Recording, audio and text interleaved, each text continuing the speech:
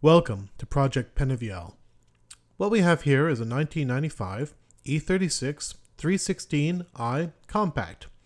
I'm a big fan of M539, Chrisfix, and Restore It as YouTube channels. And as much as I'd love a V12 or an M5, this is an appropriate car for where I am. Lisbon, Portugal. Portugal likes small-engined cars. I like BMWs. We're on a budget, so this is an ideal car to get started with. So the question is, can we restore this car using the methods we see in other YouTube channels? And if we can, how good can we make it? How good can this car be? Let's find out. So what are we starting with? Well, the important thing to start with is this car has passed the equivalent of the German tooth, the MOT in the UK, and in Portugal it's called the IPO, the Inspeção Periódica Obrigatória, and my Portuguese is terrible, I admit. But I bought this car for €1,500.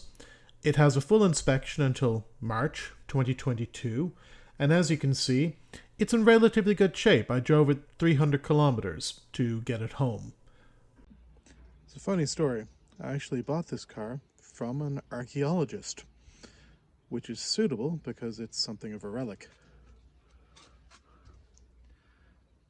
Interior door card, obviously, could use a little work, but it's sound. It's in one piece. The electric mirrors, the motor works, but the mirror doesn't move, so that's interesting. The seats, well,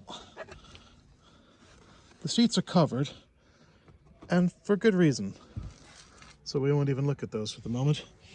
The floor carpets themselves, actually in pretty good shape after a decent cleanup. And the interior, well, the steering wheel, enough said. The actual interior itself, it's not dirty, nor is it particularly clean. So essentially the interior is, well, it's a product of its time. I keep saying that. The headlining, well, it's been better. That will have to go.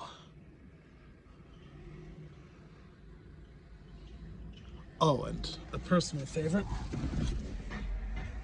the gear knob. It just spins round in a circle.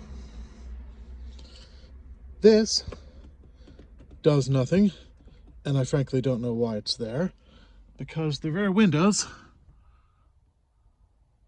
as you can see, aren't electric, they're manual. So this exists for no reason at all. The stereo is original, sadly, and the dash is uncracked, undamaged, unbothered. A bit bland, but that's how it was designed. There is a question of what it sounds like on start, and the main reason I bought this car is that mechanically it's quite sound.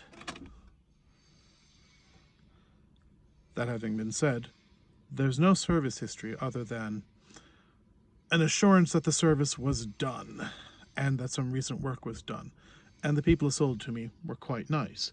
But the safest thing to assume is that treat it like no work has been done, and all the fluids, everything needs changing.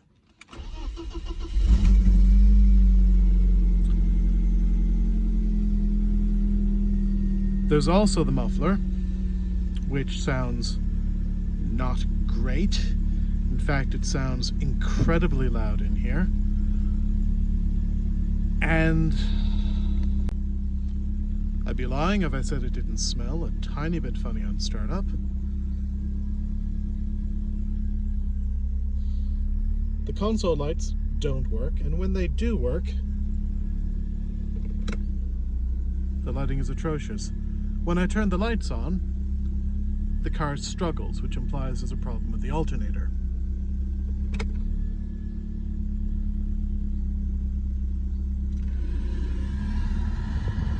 Quite appropriately for a Portuguese car, The air conditioning works fine.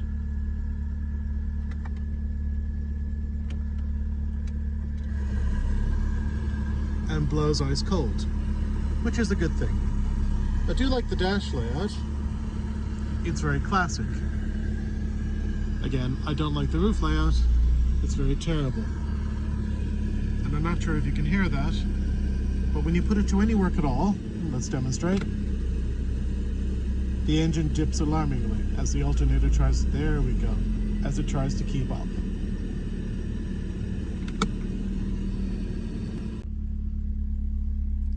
Always nice to have extra bits. No idea what that's for. Some idea what that's for. And standard space, nothing there. These seats are covered for a really good reason. But if you put that aside, the carpets themselves, although I don't know why that one has a tear in it, but the carpets themselves could clean up pretty well. I use the word could here. So the boot itself is pretty spacious, and if you look at it hard, it's really quite clean. A lot of original equipment. That is very much original. And the majority of the toolkit is still there, plus the locking wheel nuts. So that's quite good. The nice thing about cars in Portugal is that there is none, not a single scrap of rust, which is great. The seals are pretty much shot, they'll need to be replaced. The parcel shelf is looking quite tired, and there have been some aftermarket speakers added, but I have mixed feelings about those, especially the wiring. The great thing about this car, though, is that it is a very large hatchback. For a BMW anyway. It's not an estate, but there's a lot of space, assuming that you could clean it up a bit. I actually have no idea if the exhaust is the original exhaust. It doesn't look bad. In fact, it looks quite interesting.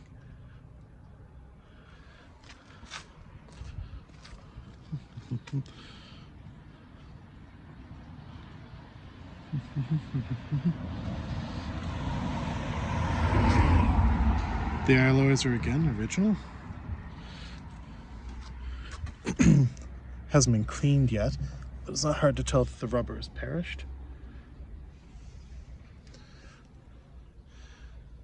Those plastics are probably going to need to be replaced.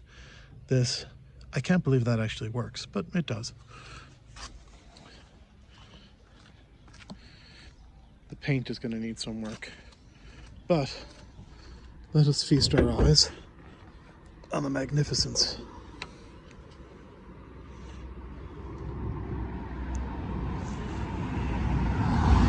This is the infamous, as in not famous at all, BMW 316 engine. This is preferred in places like Ireland and Portugal, where I've both lived, mainly because they're small. Also, they're small. So Portugal has very specific rules about engine size. It's sort of a small engine country.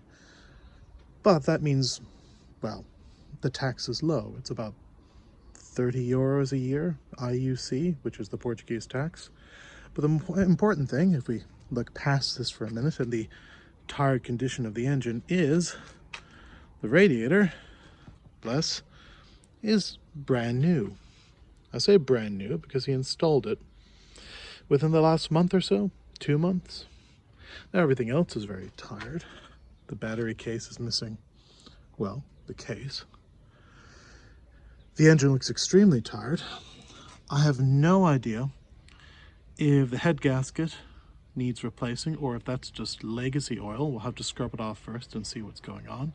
But the seal looks relatively new. The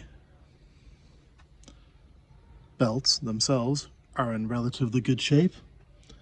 Some small cracking, they'll get replaced. The pulleys all have to be looked at and they had to be replaced, and the alternator definitely has to be tested, because if it works or if it doesn't, it's not providing enough power. There could be a lot of reasons, but the alternator being old is a good place to start.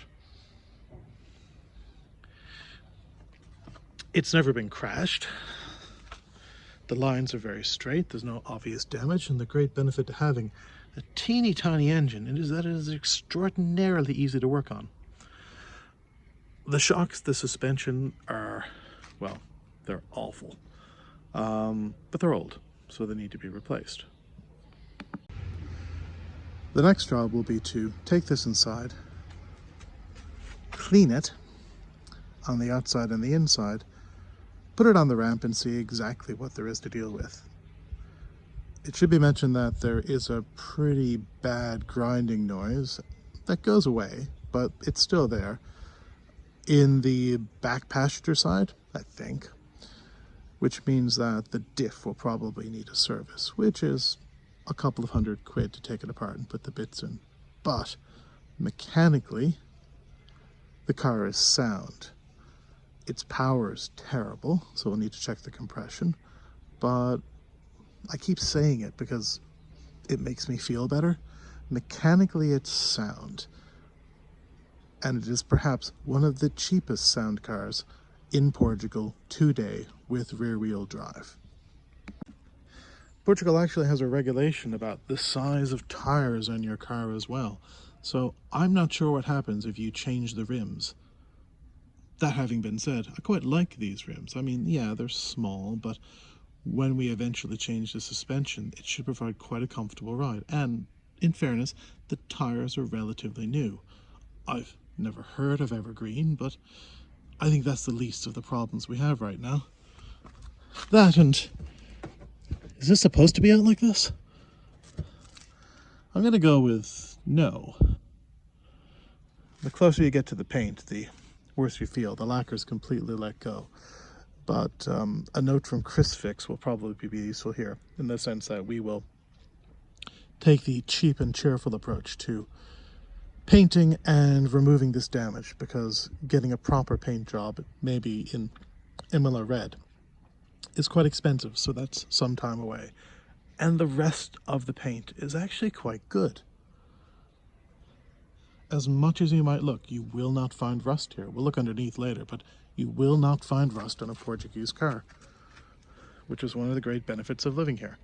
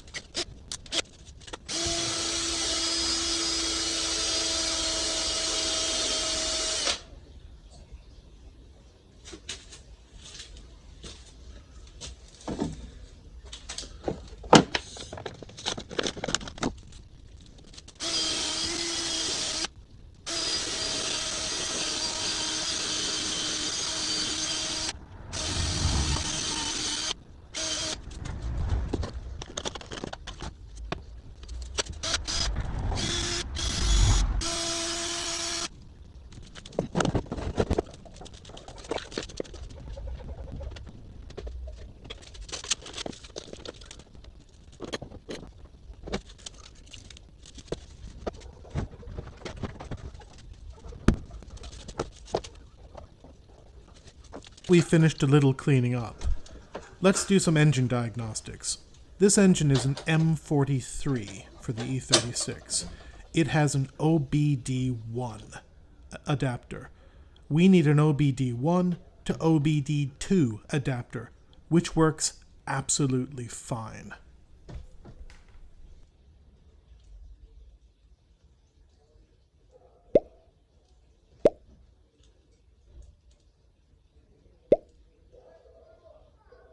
You can see some voltage problems on the regulator and some potential problems on the oxygen sensor. This might explain our rough idle. That's it for now on Project Penafiel. In part 2, we'll start stripping down the engine and examining the auxiliaries. Thanks for watching. Don't forget to like, comment, and subscribe.